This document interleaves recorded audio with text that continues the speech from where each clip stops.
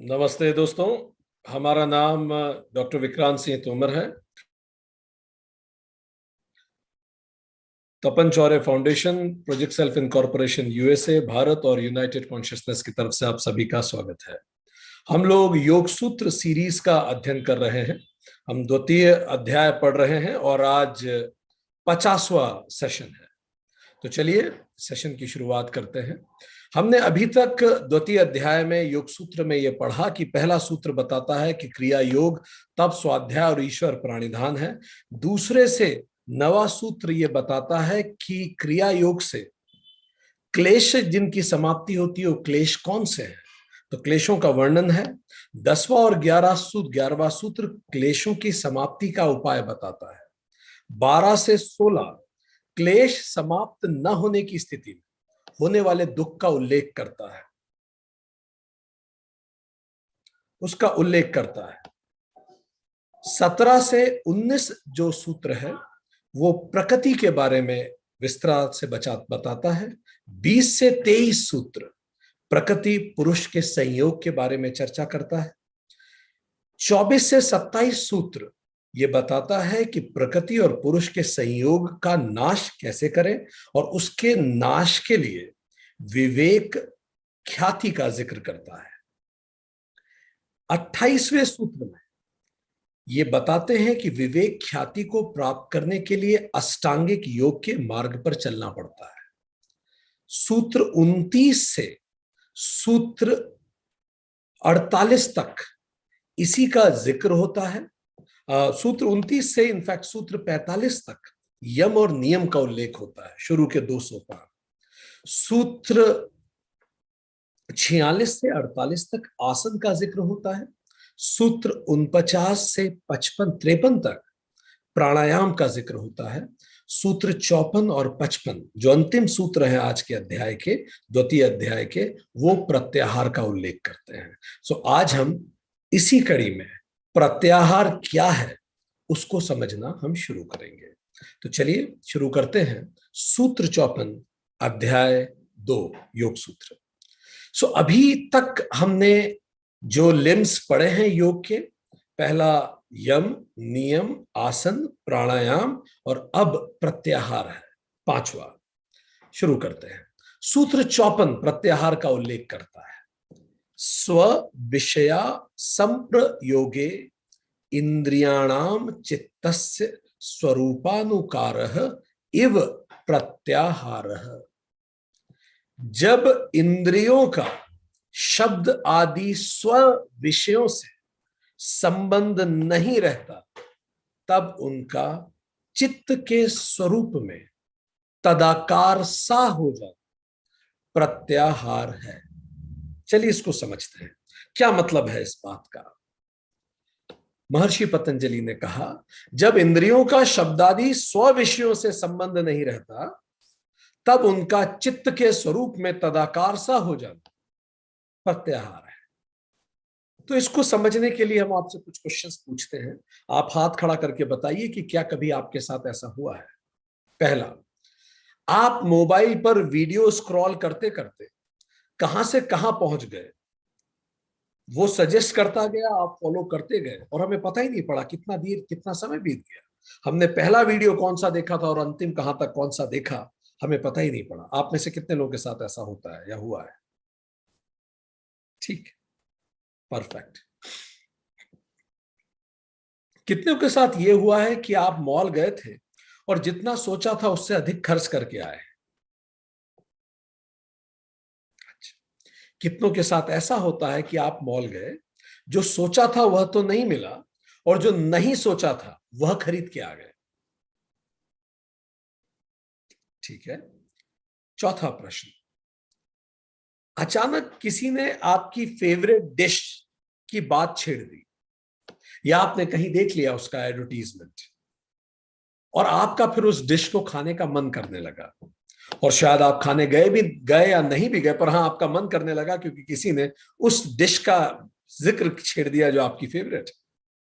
Perfect. कितने लोगों के साथ ये हुआ? 5वां प्रश्न, आपने सुबह उठकर घूमने का निश्चय किया पर सुबह जब अलार्म बजने लगा तो शरीर ने कहा कि इतना अच्छा लग रहा है, कल से जाएंगे, और आप सोते रहे। ठीक है, बहुत अच्छा। छठा और अंतिम प्रश्न, लंच पर या नौकरी या ऑफिस से कहीं से भी लंच पर घर आए और बाहर बहुत तेज धूप थी, ये सोचकर लंच ब्रेक में जिस समय आपको चले जाना चाहिए था उससे 10 मिनट और ज्यादा रुक गए। कौन इतनी तेज धूप में जाए, 10 मिनट बाद निकलते हैं? ऐसा कितने लोगों के साथ हुआ? Okay, perfect perfect. सो ये आप देख रहे हैं, ये जितने प्रश्न हैं, ये प्रश्न हमारी इंद्रियों से संबंधित है। मोबाइल में आप स्क्रॉल कर रहे हैं, आपकी आंख की जो इंद्रिय है, आप देख रहे हैं और आपको उसमें रस आ रहा है। ठीक है, फिर आप किसी ने कोई फेवरेट डिश की बात छेड़ दी और आपका मन होने लगा, ये आपकी टंग है। कहीं आपने सुबह उठने का निश्चय किया और आप नहीं जा पाए, ये हमारी त्वचा है। सो ये हमारी इंद्रियां हैं जो हमें कहीं ना कहीं प्रभावित करती हैं, और यही इस जीवन में इंद्रियों का महत्व है। इंद्रिय शब्द, इंद्र और इंद्रिय एक ही धातु से बने हैं। सो देवता जो हैं, उन देव शब्द का अर्थ होता है शक्ति, power, the sources of power. और इंद्रियां जो मोस्ट पावरफुल होती हैं, इंद्र मोस्ट पावरफुल, तो उस शब्द से बना। Indra means most powerful. जितेंद्रिय, जिसने उस पावरफुल इंद्रियों को भी जीत लिया, वो जितेंद्रिय। सो ज्ञान, तो इंद्रियां जो है वो 10 होती हैं, हम अच्छे से इस बारे में जानते हैं। सो इंद्रियां जो पावर होती हैं, जिसका शाब्दिक अर्थ ही है वेरी पावरफुल, मोस्ट पावरफुल।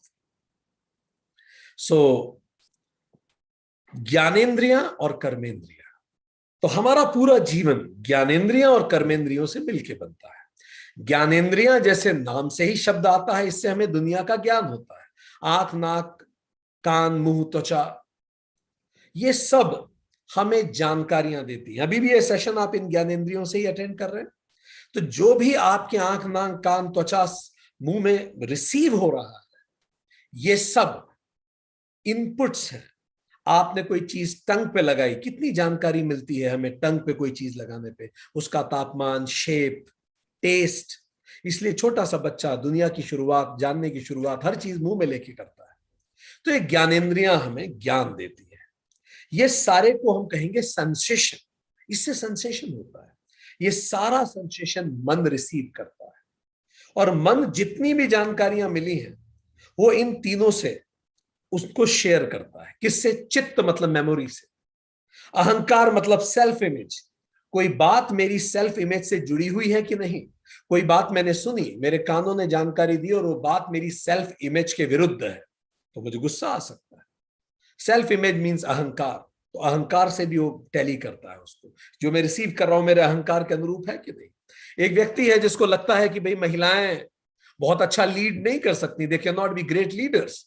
अब वो व्यक्ति ऐसी जगह नौकरी करता है जहां उसकी बॉस महिला ही है, और वो बहुत अच्छे से लीड भी कर रही है, अच्छा टारगेट्स अचीव कर रही है, तो उसको बड़ी मुश्किल हो रही है, क्योंकि उसकी सेल्फ इमेज डिस्टर्ब हो रही है, जो सेंसेशंस आ रहे हैं, जो जानकारियां चारों तरफ से। और चौथा इस बुद्धि, डिसीजन मेकिंग एलिमेंट। तो मन, चित्त, अहंकार, बुद्धि, ये अंतःकरण इन जानकारियों का प्रयोग करता है। इसी को हम कहेंगे परसेप्शन। अब सेंसेशन हो गया, पांचों ने जानकारियां दे दी, जानकारी का प्रोसेसिंग हुआ अंतःकरण में, जिसको हम माइंड कहते हैं। अंतःकरण में चारों कंपोनेंट, मन, चित्त, अहंकार, बुद्धि, इस पे हम चर्चा कर चुके हैं बहुत डिटेल में। अब ये हुआ सेंसेशन, ये हुआ परसेप्शन। अब मुझे ये जानकारी मिली कि ये महिला तो बहुत अच्छा ग्रेट काम कर रही है, और मेरा तो ओपिनियन ये है कि भाई महिलाएं अच्छा लीड नहीं कर सकती। सो अब मेरा रेस्पॉन्स करने के लिए क्या होगा? उसके लिए कर्मेंद्रियां हैं, हाथ, पैर, मुंह, गुदा द्वार और मूत्र द्वार, जिससे हम रेस्पॉन्स करते हैं टू द वर्ल्ड। वर्ल्ड से जानकारी लेते हैं ज्ञानेंद्रियों से, प्रोसेसिंग करते हैं उन जानकारियों को अंतःकरण से, और वापस रेस्पॉन्स करते हैं कर्मेंद्रियों से। सो क्या करेंगे हम, कैसे रेस्पॉन्ड कर सकते? हो सकता है उस व्यक्ति की तरफ कम जाएं, अवॉइड करना चालू करें, क्योंकि वो हमारी सेल्फ इमेज के अगेंस्ट है। सो इस तरह से ये पांचों मिलके हमारे जीवन को बनाती है। पांचों ज्ञानेंद्रियां, पांचों कर्मेंद्रियां, इसी इंद्रियों को हमारा अस्तित्व का ये एक महत्वपूर्ण अंग है। एक जोक हम कहीं सुना करते थे और बिल्कुल सच बात भी है, ये कैसे आपस में काम करती है। एक बच्चा था, उसने एक पेड़ पे आम लटका हुआ देखा। तो आम देखा किसने? आंखों ने आम देखा, पर आंखें आम को तोड़ तो सकती नहीं थी। तो जैसे आंखों ने देखा तो मन में इच्छा हुई कि आम तोड़ा जाए, खाया जाए, हालांकि किसी और के खेत का था। तो पैर उस तरफ बढ़े। अब जब पैर उस तरफ बढ़े तो पैर वहां गए तो आंखें जा नहीं सकती थी, पैर जा सकते थे। पैर वहां गए पर वो देख नहीं सकते थे। जब पैर वहां गए तो पैर जा तो सकते थे पर तोड़ नहीं सकते थे। तो हाथों ने उसको तोड़ा। हाथ तोड़ तो सकते थे पर खा नहीं सकते थे। तो हाथों ने तोड़ा और मुंह ने उसे खाया। अब जैसे उस मुंह ने उसे खाया तो जो चौकीदार था उसकी भी आंखों ने बताया कि ये फल तोड़ लिया गया है। तो वो एक डंडा लेके आया और उसने पीठ पे जोर से मारा। त्वचा पे चोट पड़ी। त्वचा ने खाया नहीं था। अब जैसे त्वचा पे चोट पड़ी तो आंसू कहां से निकले? आंखों से, जिन्होंने पहले देखा था। लॉ ऑफ कर्मा, ठीक है। ये पांचों इंद्रियां और ज्ञानेंद्रियां और कर्मेंद्रियां मिलके हमारे जीवन को बनाती है, ठीक। तो जब हम बात कर रहे हैं प्रत्याहार में कि इन इंद्रियों का स्व विषयों से संबंध जब नहीं रहता, इनके विषय क्या है आपने देख लिया। आंख का विषय क्या है, मुंह का विषय क्या है, कान का विषय, विषय मतलब जो ये रिसीव करती है। आंखें देखता है, नाक सूंघती है, तो ये उनके विषय है।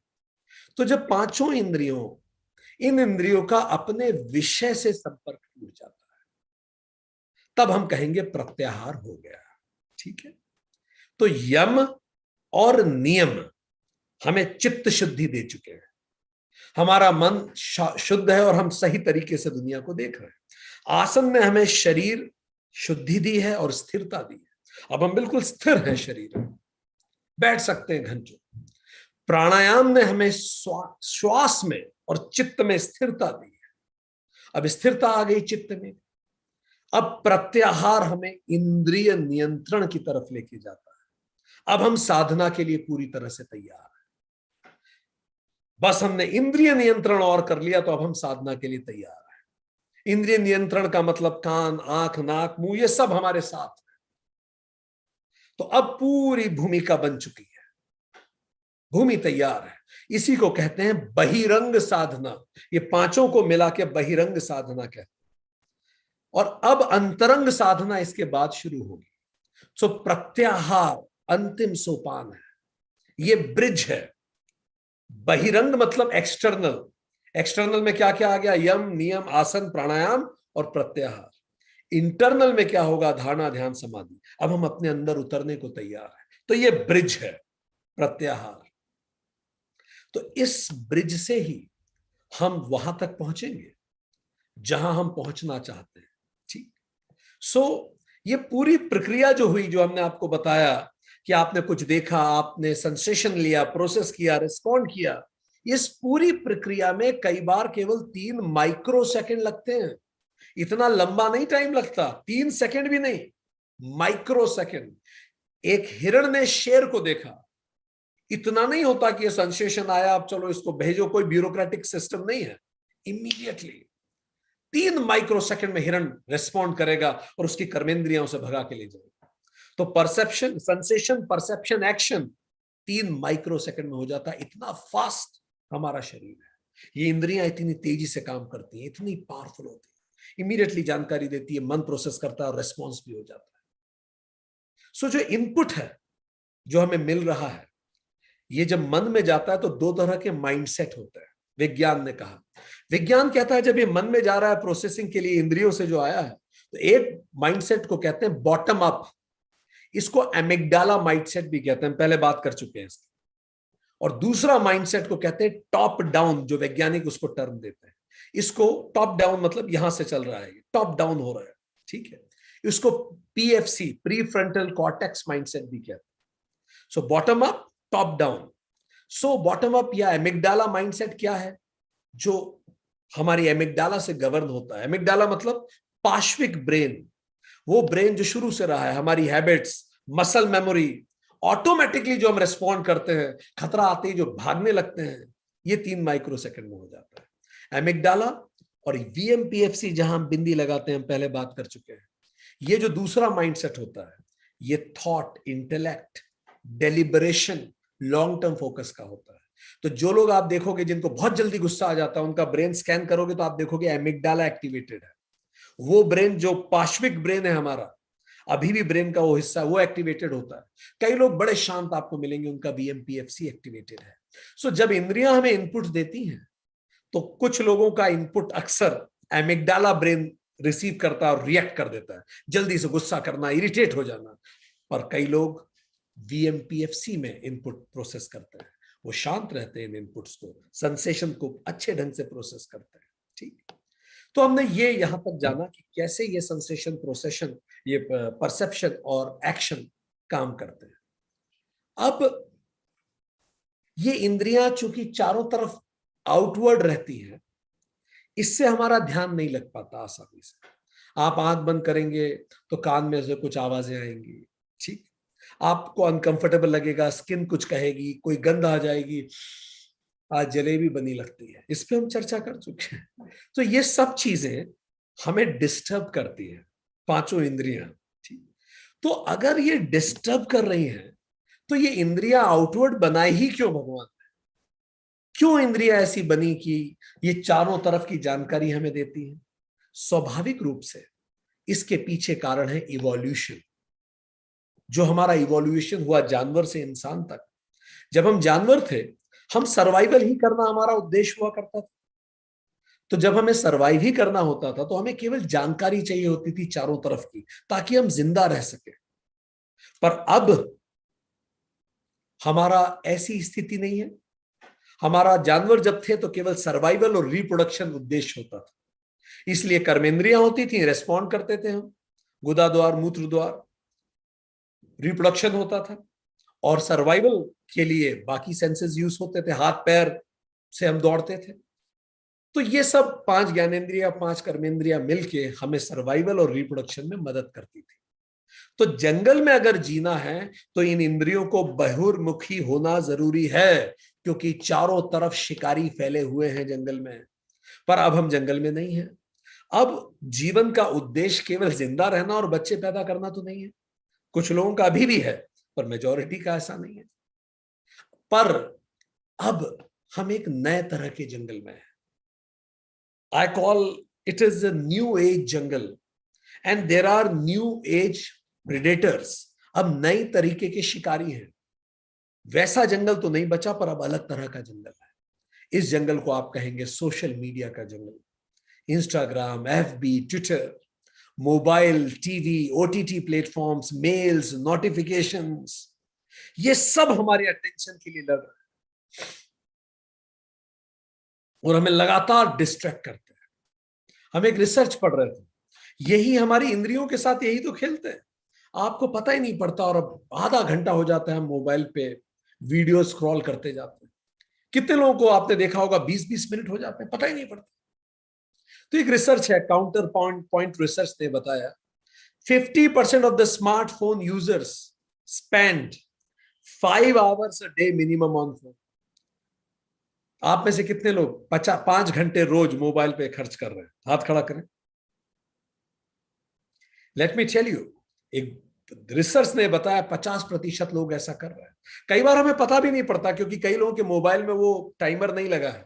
कई लोगों के मोबाइल में ऐसा ऐप है, वो बता देंगे आप कितनी देर तक मोबाइल यूज कर रहे हैं। 50% यूजर रोज 5 घंटे यूज कर रहे हैं। 2019 में एक डिजिटल इन्फो वर्ल्ड रिपोर्ट आई थी। तो उस रिपोर्ट ने बताया, digital info world report, that world is spending 6.42 hours a day on internet. हम लोग लगभग पूरी दुनिया 6.42 आवर्स पर डे इंटरनेट पे खर्च करती है, मोबाइल और लैपटॉप किसी पे भी मिला दो।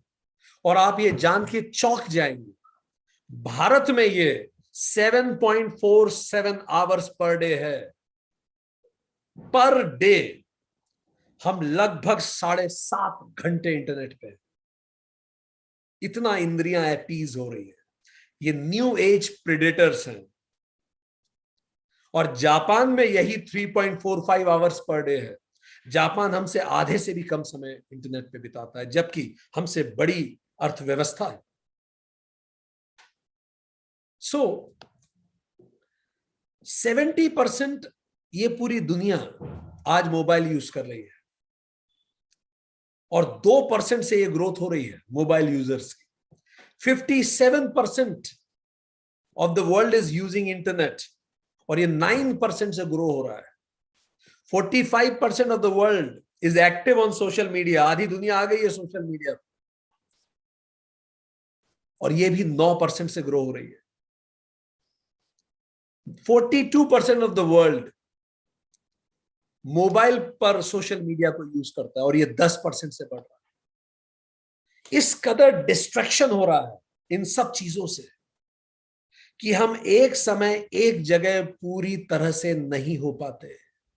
डिवाइडेड अटेंशन हो गए हैं। इससे डिवाइडेड माइंड है, डिवाइडेड रिलेशनशिप्स है। इससे क्वालिटी ऑफ लाइफ पे बहुत ज्यादा असर पड़ रहा है,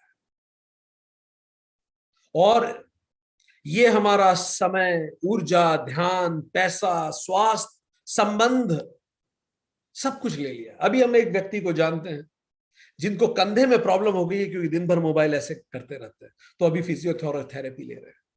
7.47 आवर पर डे। तो ये न्यू एज प्रेडेटर्स है, और इनका माध्यम क्या है? हमारी ज्ञानेंद्रियां, हमारी आंखें। इनसे हम रिसीव कर रहे हो सारी जानकारी। कर्मेंद्रिय, हाथ और आंखें, ये दो मिलके पूरा खेल चलता है। तो ये इंद्रियां ही हैं जो हमारे नियंत्रण में नहीं है, इसीलिए जरूरत से ज्यादा समय मोबाइल पे बिता रहे हैं। और इसके कारण क्या है? मेरे पास अब दुनिया के बारे में असीमित जानकारी है, पर खुद के बारे में मैं कुछ नहीं जानता। मुझे क्या चाहिए मुझे नहीं पता। इसलिए सब कुछ मिलने के बाद भी आदमी दुखी होता है, कुछ समय खुश हो जाता है, फिर दुखी होता है। जीवन क्या है मुझे अंदाजा नहीं है। मेरे पास कई ओपिनियंस है, पर मैंने कभी डिटेल में इसका आकलन नहीं किया। जीवन के उद्देश्य क्या है मुझे नहीं पता। जो बता देते हैं लोग वही चलता रहता है। अभी तो उद्देश्य ये क्वार्टर खत्म करना है, इससे पहले अगले क्वार्टर का प्रेशर आए। अभी तो उद्देश्य ये है। मैं पैदा ही क्यों हुआ, मैं कौन हूं, हमें कुछ नहीं पता, मेजॉरिटी को। इसीलिए हम भीड़ में भी अकेले हैं, कंफ्यूज्ड हो जाते हैं, डिप्रेस फील करते हैं, हर छोटी छोटी बातों पे एंजाइटी होती है, स्ट्रेस फील करते हैं, गुस्सा बहुत जल्दी आ जाता है, क्योंकि हम पूरा जीवन अजनबियों की तरह बिता रहे हैं, खुद से अजनबी होकर। और ये क्यों हो रहा है? इसका मूल कारण है इंद्रियों पर नियंत्रण ना होना। ना हाथ रुकेंगे, ना आंखें रुकेंगी, तो मोबाइल भी नहीं रुकेगा। मोबाइल तो केवल एक उदाहरण है। 50 जगह हमारी जो 5 इंद्रियां हैं, ये ललक होती है इसकी। तो फिर समाधान क्या है? तो प्रॉब्लम स्टेटमेंट। महर्षि पतंजलि जानते थे शायद कि ऐसा दिन आने वाला है, इसलिए उन्होंने कहा प्रत्याहार साधना मस्ट है। तो समाधान क्या है? इंद्रियों का गुलाम न बनकर इंद्रियों का मालिक बनना होगा, और इसी को प्रत्याहार कहते हैं। सिंपल सी भाषा, यही प्रत्याहार है। सो प्रत्याहार शब्द का अर्थ क्या है? प्रत्यय प्लस आहार। प्रत्यय मतलब वो शब्द हिंदी भाषा के जो दूसरे शब्दों के अंत में जुड़कर अपनी प्रकृति के अनुसार शब्द के अर्थ में परिवर्तन कर देते। प्रत्यय जो बिल्कुल अर्थ ही बदल देते हैं, ठीक, जो अंत में जुड़ेंगे और अर्थ बदल देंगे। आहार, तो यहां किस सेंस में इसका यूज हो रहा है? खाने के सेंस में, ठीक। सो इंद्रियों का आहार है ना, आंखों का आहार है। अभी मार्वल की जो नई मूवी आई है, कितने लोग उसको वेट कर रहे हैं देखने के लिए? Doctor strange and multiverse, madness of multiverse. वो इन आंखों का ही तो आहार है वो, ठीक। कई चीजें हाथ का आहार है, कई चीजें स्किन का आहार है। इन सब आहारों का ये जो इन आहार है इंद्रियों, इस आहार को पलट देना, प्रत्यय आहार, प्रत्याहार। कुछ और मीनिंग्स भी है। एक तरह से इसे ऐसे भी पढ़ा जा सकता है, प्रति प्लस आहार। प्रति मतलब रिवर्स कर दे, प्रतिक्रिया रिवर्स कर दे। तो सेंस की स्वाभाविक रूप क्या है? बाहर की तरफ देखना।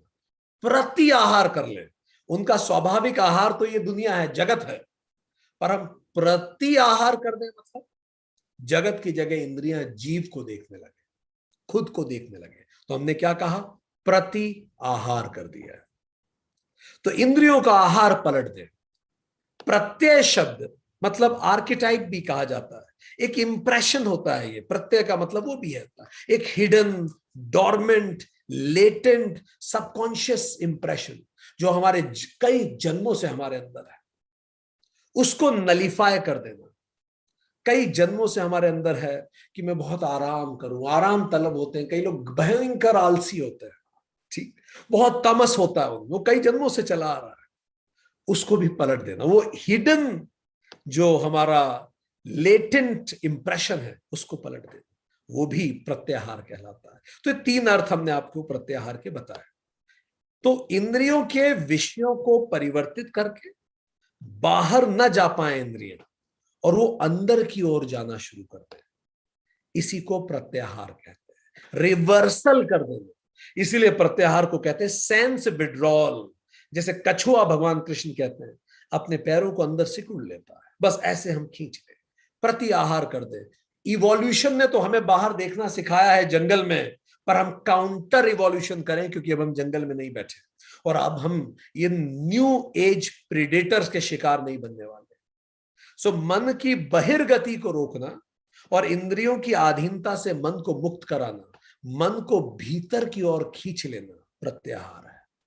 कठोपनिषद कहता है कि इंद्रियां घोड़े हैं, मन वो लगाम है जो घोड़े को लगी हुई है, बुद्धि सारथी है जिसके हाथ में लगाम है, आत्मा रथी है, वो निर्धारित करेगी।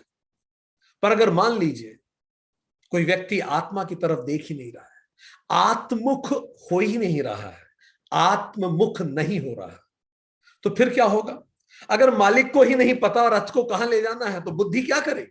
सारथी को कुछ पता ही नहीं, ड्राइवर थोड़ी डिसाइड करता है कहां जाना। तो सारथी कर्तव्य विमूढ़ होकर रह जाएगा।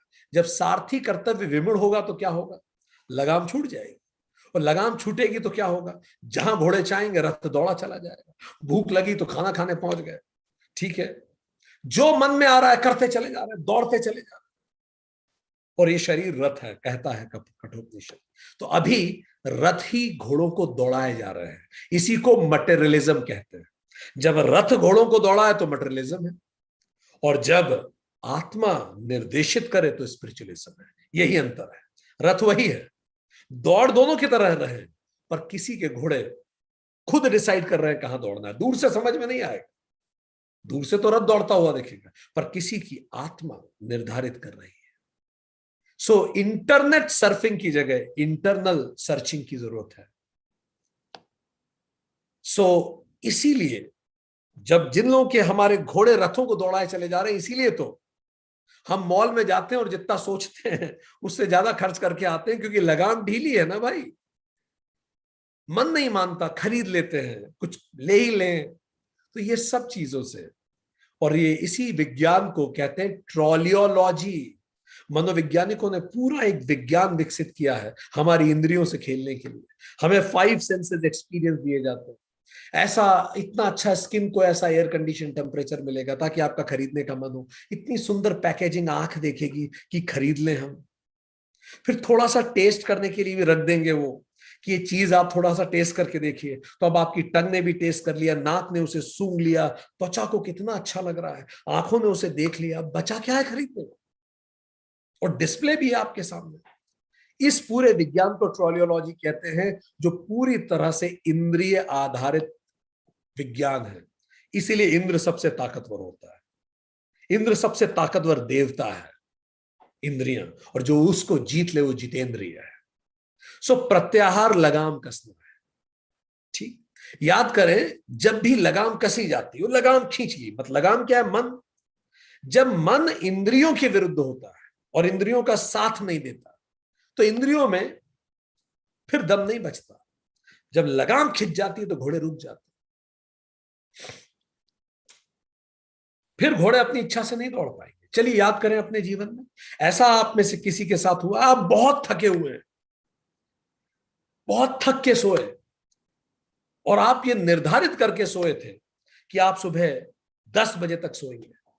सुबह 4 बजे या 5 बजे ऐसे व्यक्ति का कॉल आ गया जो आपका पसंदीदा व्यक्ति है, और आपका मन है बात करने का, आपकी त्वचा बोलती रह जाए कि सो जाओ, आपकी आंखें बंद हो रही हो, तो भी आप बात करेंगे, पूरी ध्यान से एक शब्द भी नहीं मिस करेंगे। आप में से किसी के जीवन में कभी ऐसा अनुभव हुआ है? शरीर थक रहा था, पर चूंकि मन उत्साहित था तो हमने किया फिर। ठीक, इसी तरह से किसी की मृत्यु होती है, यह जीवन में जो सबसे चरम दुख का समय आता है, तब मन दुखी है। कोई आपको बहुत सुंदर कपड़े लाके दे तो भी पहनने का मन नहीं करता। सबसे सुंदर गीत बज रहा हो, भगवान न करे किसी को वो अनुभव हुआ हो, आपका मन दुखी है और बाहर खुशी के नगाड़े बज रहे हैं कहीं, या आप किसी प्रोग्राम में हैं और उस प्रोग्राम में सब खुश हो रहे हैं और आपका मन दुखी है, ना तो गीत आपके कानों को सुनाई देगा, कान तक रेस्पॉन्ड नहीं करेंगे, क्योंकि मन साथ में नहीं है।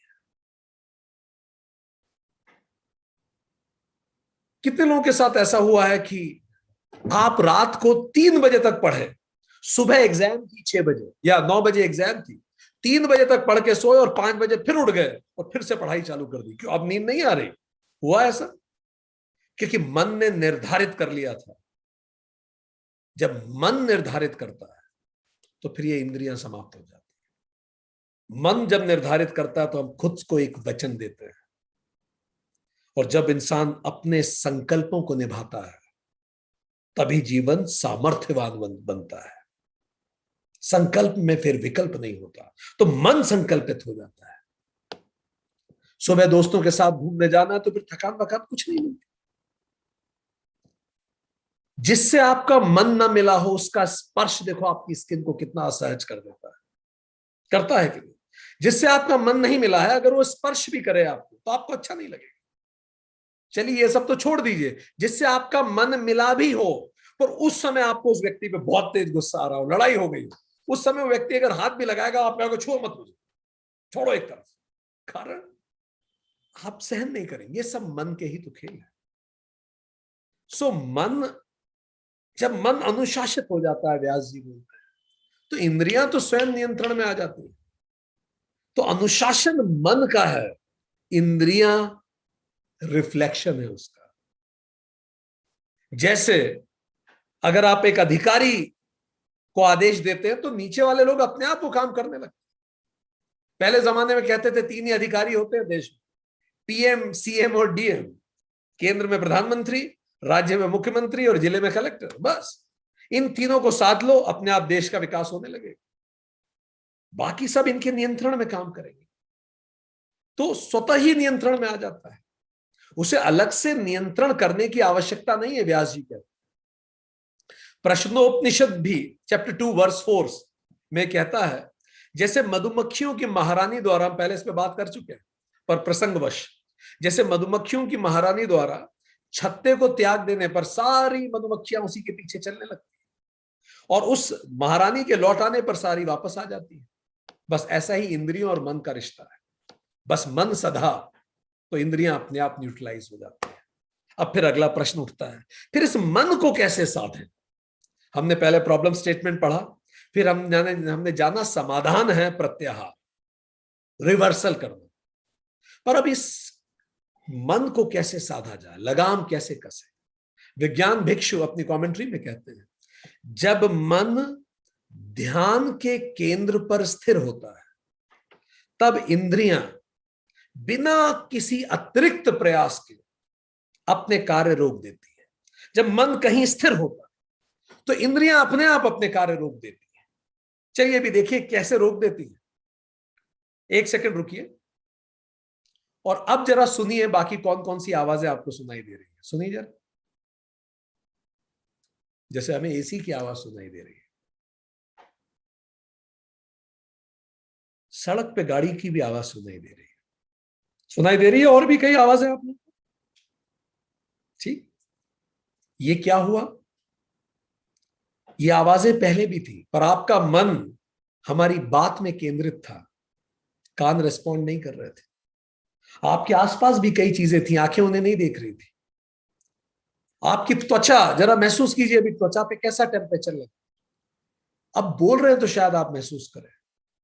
जब मन किसी केंद्र पर स्थिर होता है, तब इंद्रियां बिना किसी अतिरिक्त प्रयास के सारे कार्य रोक देती है, बिल्कुल ऐसे चुपचाप देखने लगती है। मन जब स्थिर हो जाता है, जहां स्थिर हो गया था, और जब मन नियंत्रण में नहीं होता, तब ये इंद्रियां अनुसरण करने, तो फिर ये मन जो है ये इंद्रियों के अनुसरण करने पर तत्पर हो जाता है। फिर मन इंद्रियों का अनुसरण करता है, जो हमें सांसारिक जगत में ले जाता है। जब मूड ऑफ होता है, कुछ अच्छा नहीं लग रहा होता, उस समय क्या करते हैं, चलो कुछ खा ही लें, कम से कम चलो स्विगी पे कुछ ऑर्डर कर लेते हैं, चलो ये खा लें, चलो कुछ खरीद लें, कुछ ये कर लें। ये सब क्यों होता है? मन नहीं लग रहा, कुछ तो करें, चलो मूवी देख लें। फिर जब मन नियंत्रित नहीं होता, तो ये इंद्रियों का अनुसरण करता है।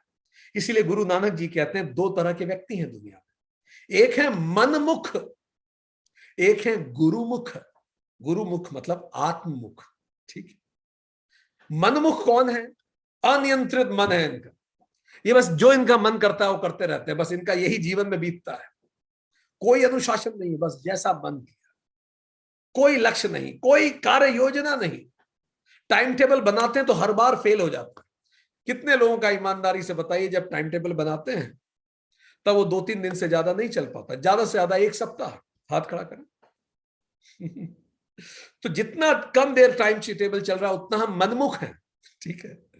सो मनमुख के टाइम टेबल तुरंत फेल हो जाता है। हमें याद है जब हम छोटे थे, हर बार टाइम टेबल बनाते थे, हर बार फ्लॉप होता था।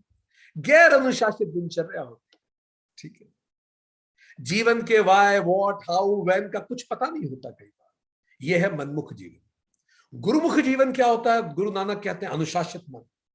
एक निश्चित लक्ष्य होता है, एक निश्चित कार्य योजना होती है, एक टाइम टेबल होता है, डेडलाइंस होती है। और डेडलाइन का मतलब यह होता है, या तो मैं उस लाइन पे होऊंगा, नहीं तो मैं डेड हूं।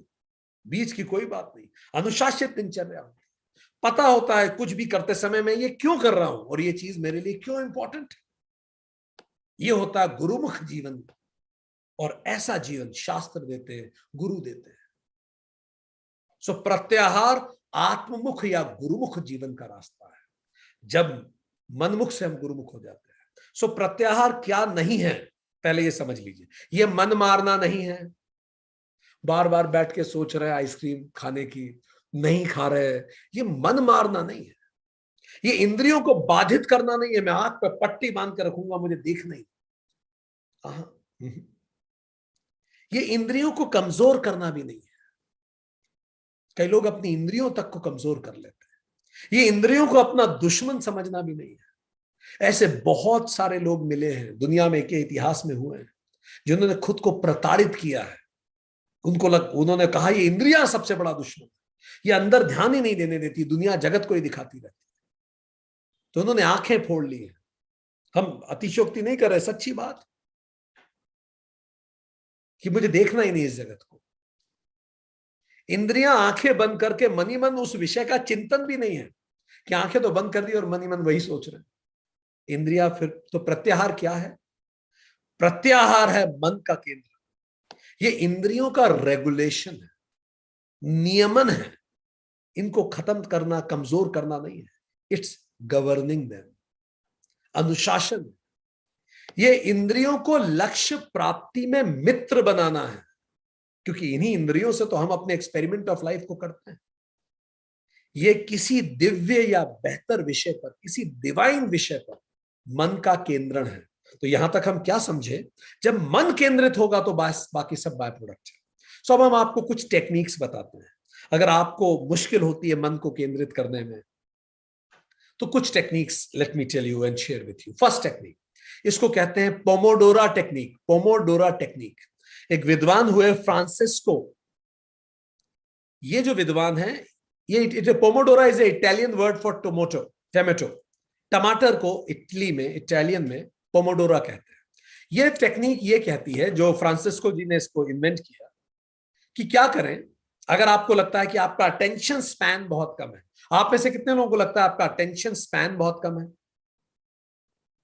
चीजें फिर दिमाग इधर उधर चला जाता है, कहीं कुछ देख लिया, कहीं कुछ देख लिया, फिर मोबाइल उठा लिया, थोड़ी देर में व्हाट्सएप चेक कर लिया, फिर ये कर लिया। कहीं ना कहीं पांचों इंद्रियां, दसों इंद्रियां बड़ी एक्टिव रह रही हैं, ठीक है। कई लोग वॉशरूम में बहुत समय बिताते हैं, उनकी वो कर्मेंद्रियां बड़ी एक्टिव रहती है, ठीक है। सो क्या किया जाए? 3 स्टेप्स हैं, 4 स्टेप्स हैं इसकी। स्टेप नंबर 1, पोमोडोरा में स्टेप नंबर 1, जो भी काम लें 25 मिनट का टाइमर लगाएं।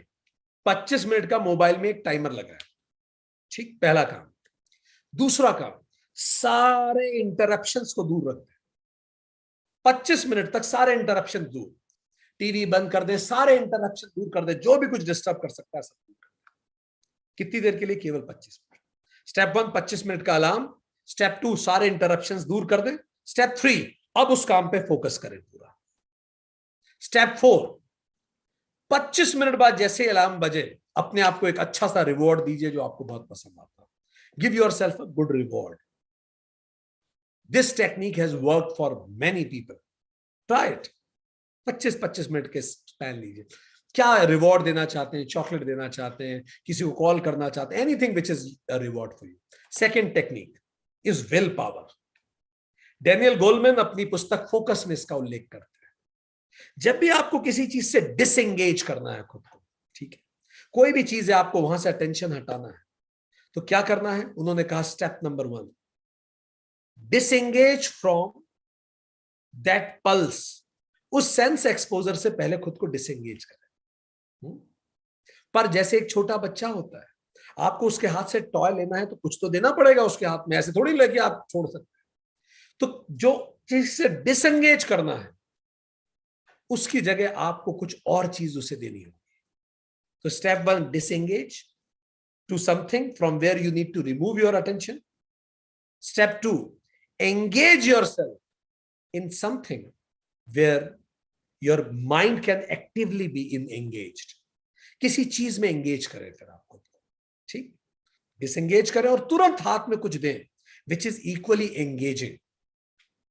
So this is what Daniel Goleman says in willpower. Another is, third technique is called smart practice, SMART, smart practice. इसमें 4 स्टेप्स हैं।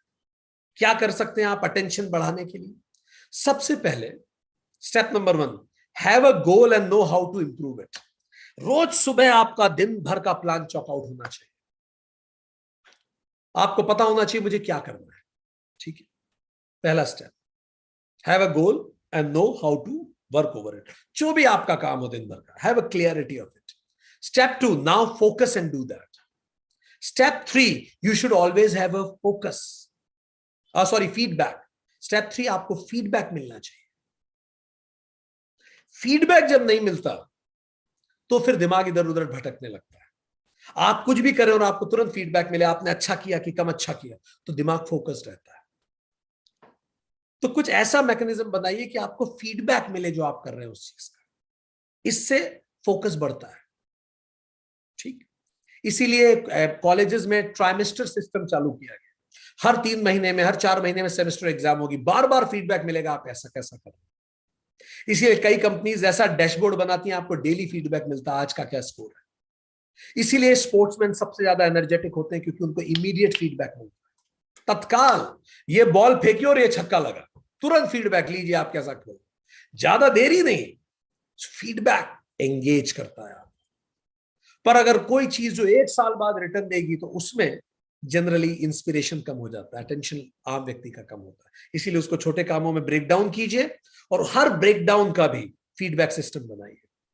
और आखिरी चौथा step in this is leave your comfort zone.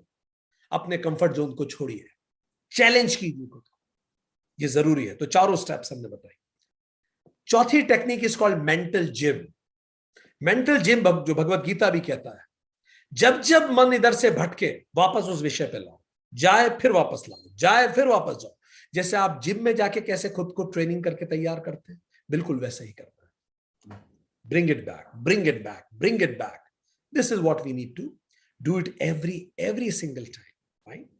Next is, जब भी Whenever you feel most focused, या पांचवी technique हम आपको बता रहे हैं, याद कीजिए कि आप जीवन में सबसे ज्यादा फोकस्ड कब थे, ठीक है? उस पॉइंट्स को लिख लीजिए, सबसे ज्यादा आप फोकस कब फील करते हैं, सोचिए। When is the time when you feel most focused, extremely attentive? क्या करते हैं आप उस समय जब आपका फोकस एक्सट्रीम होता है? सोचिए, वो पढ़ना हो सकता है, खेलना हो सकता है, किसी से बात करना हो सकता है, एनीथिंग। अब उसमें कॉमन पॉइंट्स लिखिए, सोच समझ के उसमें क्या क्या, मतलब आप ऐसे 5 इंसिडेंसेस निकालिए अपने दिन भर में या सप्ताह भर में जब आप सबसे ज्यादा फोकस फील करते हो। उन 5 इंसिडेंसेस में कॉमन पॉइंट्स क्या हैं उनको निकालिए।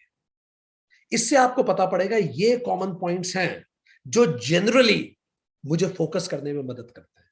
अब उन्हीं कॉमन पॉइंट्स को अपने हर काम में ट्रांसप्लांट करना चालू कीजिए, ठीक? पहला स्टेप, ध्यान दीजिए किन चीजों में आप बहुत फोकस्ड रहते हैं। स्टेप 2, उन सब चीजों में कॉमन पॉइंट्स क्या हैं। स्टेप 3, उन कॉमन पॉइंट्स को जो आप कर रहे हैं उसमें डालिए, अपने आप आपका फोकस अटेंशन बढ़ेगा, ठीक? Technique number 6, make space. कुछ स्पेस जनरेट कीजिए। कैसे होता है इसको समझें आप। There is something called task set. एक टास्क सेट होता है। टास्क सेट मतलब क्या होता है, जैसे I am writing a book, तो क्या होता है, एक ओरिएंटेशन लगता है किताब लिखने के लिए, आपको कहां से रेफरेंस लेना है, क्या करना है, क्या नहीं करना है।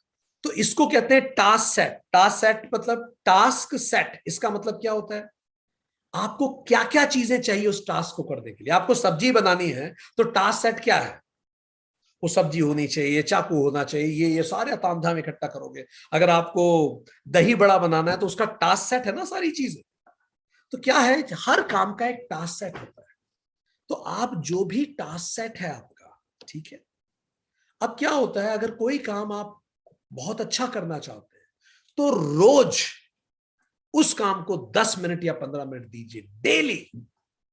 भले वो मेडिटेशन हो, कम्युनिकेशन स्किल्स हो, आपको इंग्लिश बोलना सीखना है, आपको कोई लैंग्वेज सीख, एक डेली। हो सकता है उस दिन 15 मिनट देने से आपको कोई फायदा नहीं लग रहा, कोई फर्क नहीं पड़ता। इसका एक सबसे बड़ा फायदा ये होता है कि रीस्टार्ट कॉस्ट बचती है आपकी। रीस्टार्ट कॉस्ट का मतलब क्या होता है, टाइम, एफर्ट और एनर्जी फिर से वो टास्क सेट इकट्ठा करने की बच जाती है। जैसे I am writing a book, अगर हम रोज उस किताब पे 10 मिनट दें, भले एक लाइन भी नहीं लिखी उस 10 मिनट, पर कम से कम हम उन चीजों के टच में तो हैं। नहीं तो फिर से उन चीजों के टच में आने में, दिमाग को फिर से रीओरिएंट करने में बहुत बड़ा रीस्टार्ट कॉस्ट लगता है। आप समझ पा रहे हैं हम क्या कह रहे हैं? सो दैट रीस्टार्ट कॉस्ट बचा पाते हैं। So generate specific time slot daily to avoid this restart cost. Daily समय निकालिए उस चीज के लिए, ये भी आपकी अटेंशन को बढ़ाएगा। भले उस दिन आपको कुछ और नहीं भी मिल रहा, ठीक, बट वो हमेशा आपकी प्राइमरी मेमोरी में रहेगा। धीरे धीरे न्यूरॉन्स चेंज होंगे, आपके नए कनेक्शंस बनेंगे और आप देखेंगे फर्क पड़ेगा। 7th technique, be consistent. जो भी आप कर रहे हैं, जब आप कंसिस्टेंट रहते हैं, लंबे समय तक करते हैं, तो अपने आप आपका अटेंशन स्पैन उसमें बढ़ता है, क्योंकि वो आपकी मेमोरी में जुड़ता है, ठीक। और इससे आप हमेशा उस काम को पहले से बेहतर कर पाएंगे। कंसिस्टेंसी बहुत मदद करती है चीजों को बेहतर करने में, ठीक। और एक चीज और, आखिरी 8वीं technique, know which work is to be done when. कौन सा काम कब करना है। जैसे ये लाइब्रेरी है हमारी, हमारा इतना मन करता है कि इन किताबों को जमाएं, पर हमें लगता है किताबों को जमाना is not a creative activity, ये तो बेमन से भी की जा सकती। तो सुबह उठते ही क्या करना चाहिए, वो काम जिसमें बहुत क्रिएटिविटी चाहिए, वो काम सुबह करना चाहिए, उठते ही, जब आपका दिमाग बिल्कुल फ्रेश होता है, ठीक। डिसीजन मेकिंग के काम फिर उस समय करें। सुबह आप ये कर सकते हैं, सुबह 6 से 8 के बीच में you may think of creative works. 9 से 11 के बीच में डिसीजन मेकिंग के वर्क्स। लंच के बाद वो चीजें करें जिसमें डिसीजन नहीं लेना है, क्योंकि थोड़ा लेथार्जिक है। You may decide which work to be done when. इससे भी अटेंशन बढ़ता है। अब आप थके हुए हैं, उसके बाद आपको कोई क्रिएटिव काम करने का बोला जाए, आप नहीं कर पाएंगे, आपका अटेंशन नहीं होगा। And one more thing, it is called flow. Mihaly चेक मिहाय ने एक फेमस पुस्तक लिखी है, flow. That book also tells us कि कैसे हम कैसे हम अपने फोकस को बढ़ा सकते हैं किसी भी स्थिति में. So let me share my screen to make you better understand about this technique what the author proposes in this.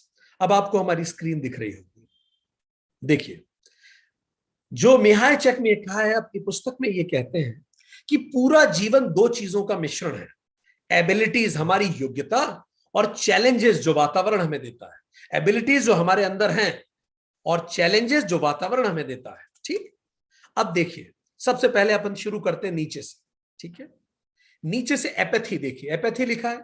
अब आप में एबिलिटीज बहुत कम है, आप में योग्यता बहुत कम है, और मार्केट में कोई चैलेंज भी नहीं है, इन्वायरमेंट में भी कोई चैलेंज नहीं है. तो आप क्या फील करेंगे? सैड. ना आप में योग्यता है, ना आपको कुछ करने का मौका मिलता है, कोई चैलेंज ही नहीं, सैड है जीवन. ठीक. डिप्रेस्ड. ऐसे कई लोग आपको मिलेंगे, they are sad and depressed. Why? They have low ability and there are no challenges. पर कुछ ऐसे लोग भी मिलेंगे, थोड़ा अब ऊपर चलते हैं, अचानक चैलेंजेस बढ़े, एबिलिटीज कम है और चैलेंज बढ़ेंगे तो क्या होगा? वरी. अब आप घबराएंगे. याद कीजिए, अचानक चैलेंज, किसी ने बोला आपको एक प्रेजेंटेशन देना है, अब चैलेंज बढ़ गया एकदम से. आपका ट्रांसफर ऐसे डिपार्टमेंट में हो गया, सरकार की कोई नीति बदल गई, आपके ऑफिस में एक इंटर्न, एक लेटरल एंट्री हो गई, अभी तक आपको लग रहा था, और वो आगे आपको चैलेंज करने के लिए दो लोग हो गए बॉस के नीचे, तो कंपटीशन हो गई. घर में एक और बहू आ गई, कंपटीशन हो गई, चैलेंज बढ़ गया किसी भी रूप से. ठीक. एबिलिटीज लो है और जब चैलेंज बढ़ता है तो क्या चिंता? Worried. Now you will become worried. ठीक. अब आपको ये कह दिया ये प्रेजेंटेशन एमडी के सामने देना है, अब क्या होगा? आपको चैलेंज एक्सट्रीम है, तो अब आप क्या फील करोगे? एंग्जाइटी. नींद नहीं आएगी, बीपी बढ़ने लगेगा, एंग्जाइटी होने लगेगा, स्ट्रेस रहेंगे आप और अलर्ट रहेंगे. एंग्जाइटी रहेगी आप, क्योंकि अभी एबिलिटी आप में बहुत कम है और चैलेंजेस बहुत ज्यादा हैं.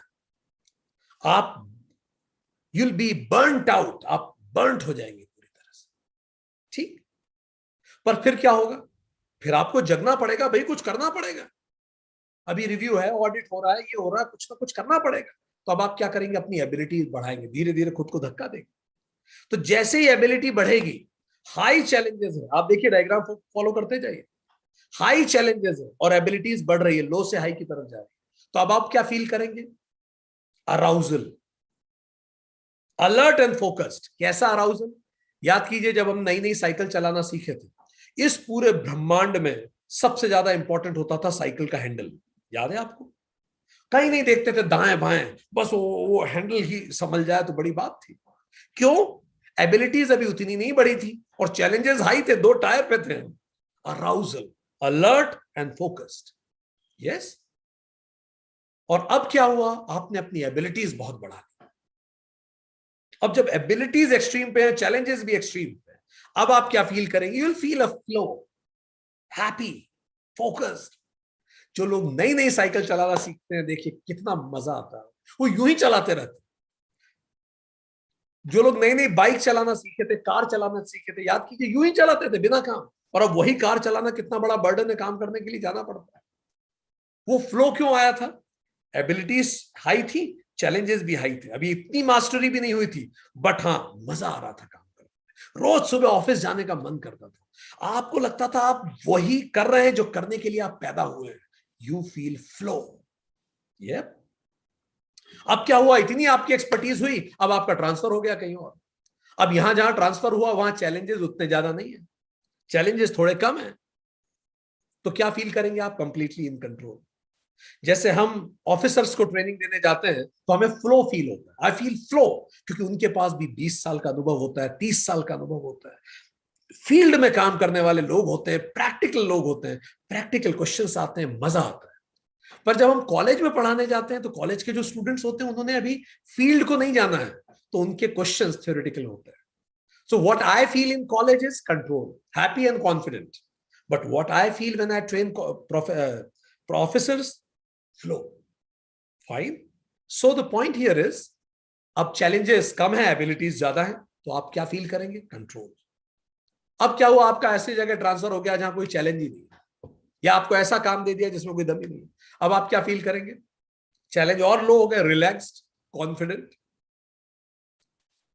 कोई तैयारी की जरूरत नहीं है, आप में इतनी स्किल्स है, बिल्कुल रिलैक्स्ड है। पर जब आप बहुत समय तक रिलैक्स्ड ही रहेंगे तो क्या होगा, धीरे धीरे वो जो एबिलिटीज जिसको आप यूज ही नहीं कर रहे हैं, क्या होगा, यू विल लूज देम, वो कम होने लगेगी। तो अब आप क्या फील करेंगे, बोर्डम। अब एबिलिटीज कम हुई तो आप बोर्डम फील करेंगे। क्या करते हैं लोग बोर्डम फील करके, आपने देखा होगा कई ऑफिसेज में कई लोगों वो स्वेटर बुनते रहते हैं, बैठ के ताश के पत्ते खेलते हैं, बोर हो रहे हैं वो, चैलेंज कुछ नहीं है, एबिलिटीज बहुत कम है, चल रहा है। ये है सर्कल, व्हाट मिखाया चटमिहाय सेज। अब अगर आपको और लाइफ का ऑब्जेक्टिव क्या है, flow, that is what it is. जब आप फ्लो में होते हैं तो प्रत्याहार अपने आप हो जाता है। Says who Vijnana Bhikshu, says who Vyas ji Maharaj, says who Patanjali. So flow में हमें पहुंचना, अपने आप सारी इंद्रियां एक तरफ रह जाएंगी, फ्लो। तो कैसे पहुंचे, चलिए मां भी आप पता लगा लीजिए आप इनमें से कहां हैं, अभी जल्दी से पिक कर लीजिए। I will tell you how to proceed, quick quick quick.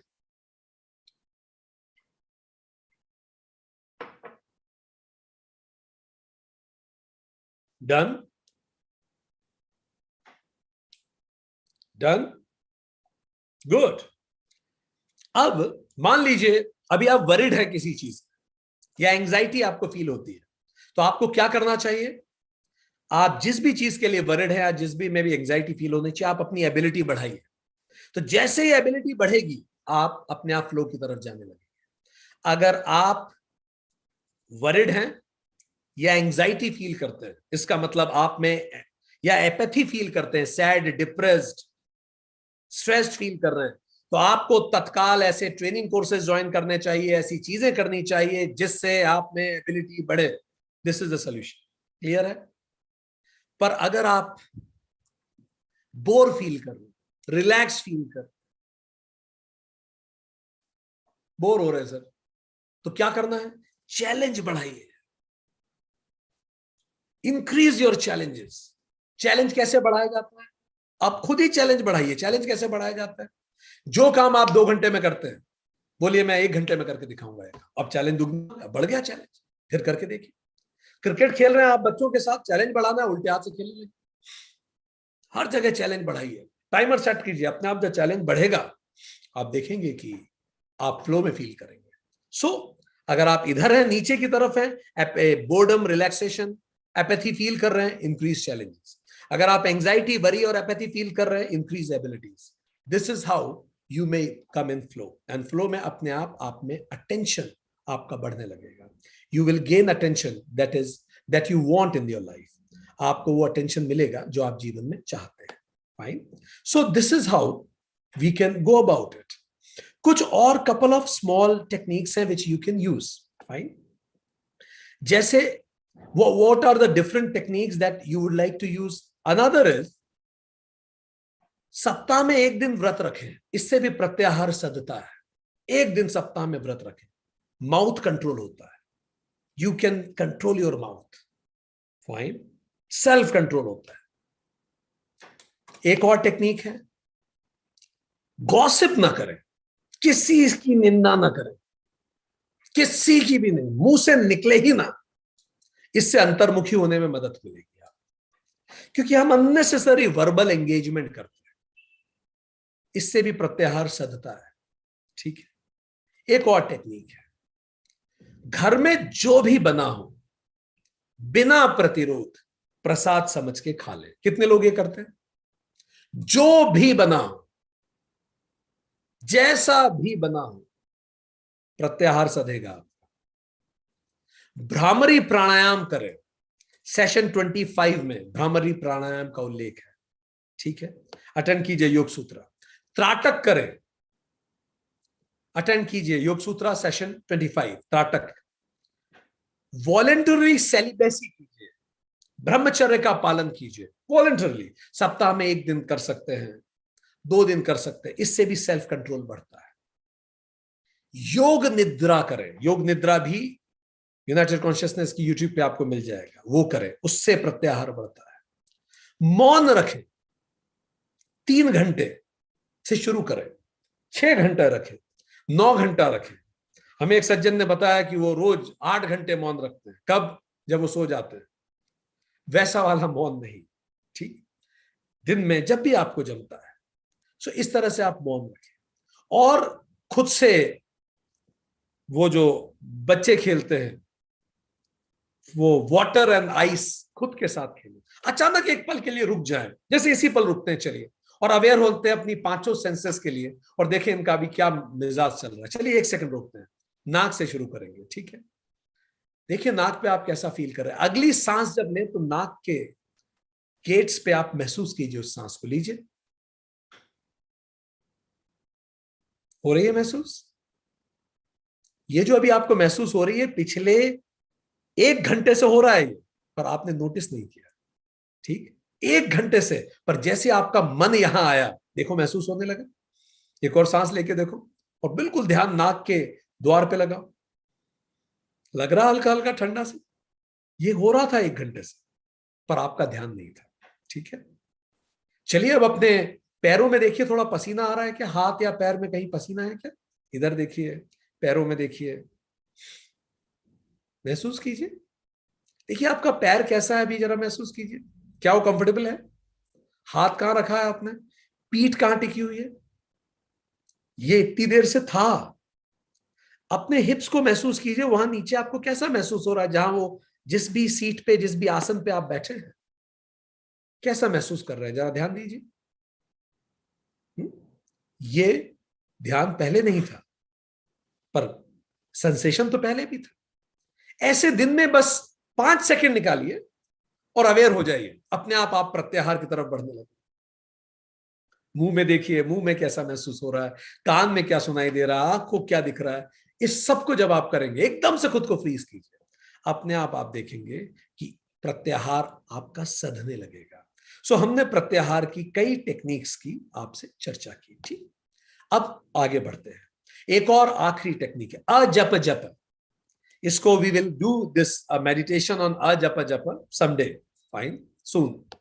अब जब हम ये जानते हैं कि ये सब प्रत्याहार की टेक्निक्स है, अब आगे तो महर्षि पतंजलि कहते हैं सूत्र 55 में, इससे होगा क्या?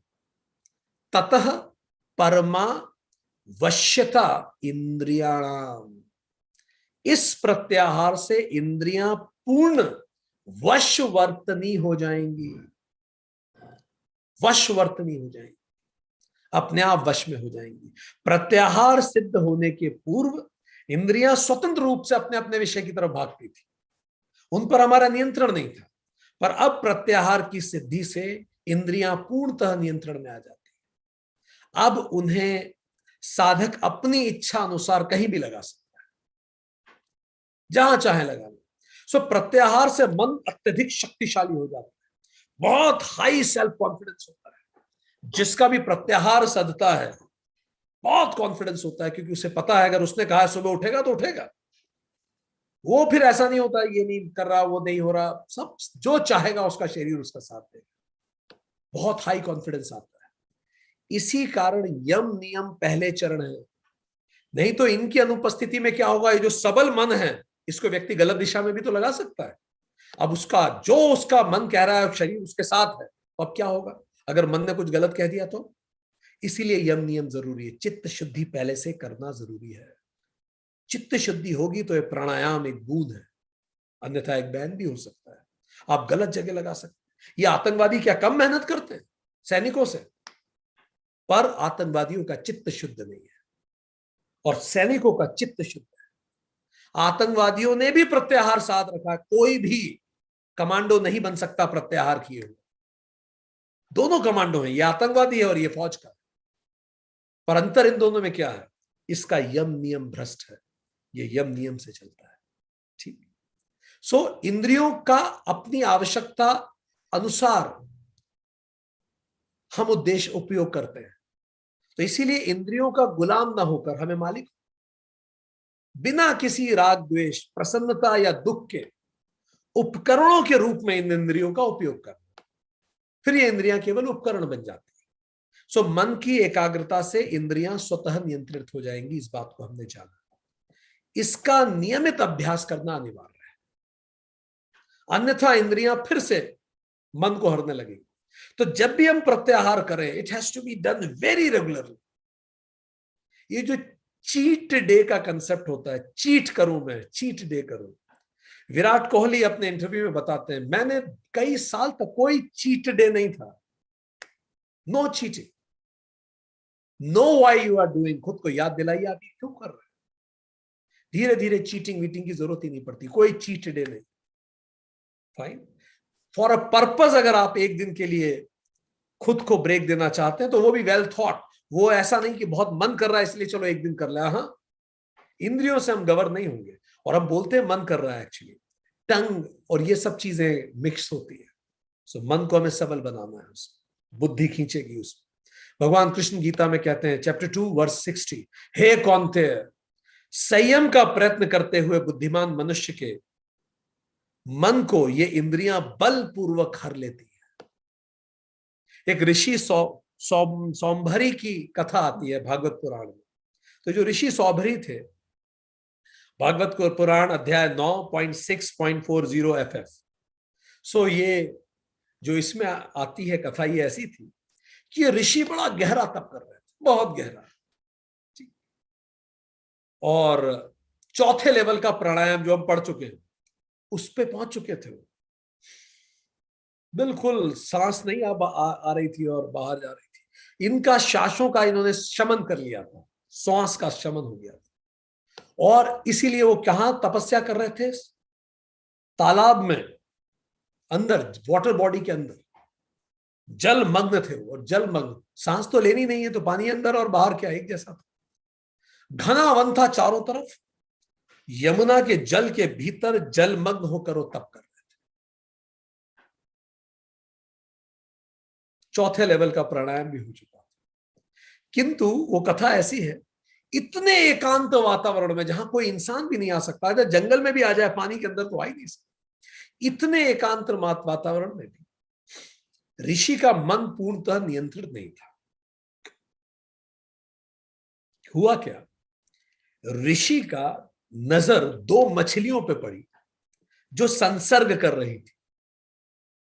इससे ऋषि के मन में इंद्रियों की कामनाएं जाग उठी और उनका मन फिर उस इंद्रिय कामनाओं में लग गया। तो भागवत पुराण यह कहती है कि आप चौथा लेवल का प्राणायाम भी प्राप्त कर चुके हो तो भी चित्त में जो प्रसुप्त अनेक जन्मों के संस्कार हैं वो असर दिखा सकते हैं। वो ऋषि के अंदर थे इतने जन्मों के संस्कार पुराने, तो उस मोमेंट पे, एक मोमेंट पे उनका मन भंग हो गया। और वो पिछले इतने जन्मों में कई जन्मों के संसर्ग के संस्कार भी थे। तो ऋषि ने जन्मग्न होकर इंद्रिय प्रलोभन की सारी संभावनाओं को समाप्त कर दिया था, पर फिर भी संभावनाएं बनी रहती हैं। इसलिए नियमित प्रयास, भगवान कृष्ण कहते हैं कि ये भगवान कह ही रहे हैं अध्याय 2 वर्ष 60, बुद्धिमान मनुष्य के मन को भी इंद्रियां हर लेती है, ऋषियों के मन को हर लेती है। और किंतु फिर भी केवल एक दृश्य से आपने देखा इस कथा में, जन्मों के प्रसुप्त कामनाओं फिर से जागृत हो गए, कई जन्मों के। रामायण में सीता जी जब स्वर्ण मृग को देखती है तो मन का अपहरण हो गया एक पल में, और अशोक वाटिका में मन फिर से राममय हो गया। तो रावण के प्रलोभन का कोई असर नहीं था। इसी को कहते हैं ईश्वर प्राणिधान। जब ईश्वर में मन लगता है, हायर में मन लगता है, तो फिर बाकी चीजों की कोई सुध नहीं होती।